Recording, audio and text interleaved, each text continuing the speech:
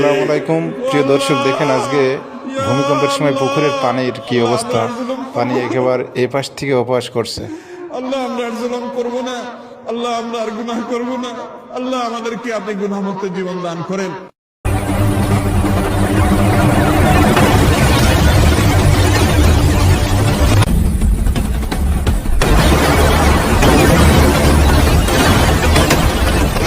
আসসালামু আলাইকুম প্রিয় দর্শক, দেখেন আজকে ভূমিকম্পের সময় পুকুরের পানির কি অবস্থা। পানি একেবারে এই পাশ থেকে ওপাশ করছে। আল্লাহ আমরা আর জুলুম করব না, আল্লাহ আমরা আর গুনাহ করব না। আল্লাহ আমাদেরকে আপনি গুনাহমুক্ত জীবন দান করেন।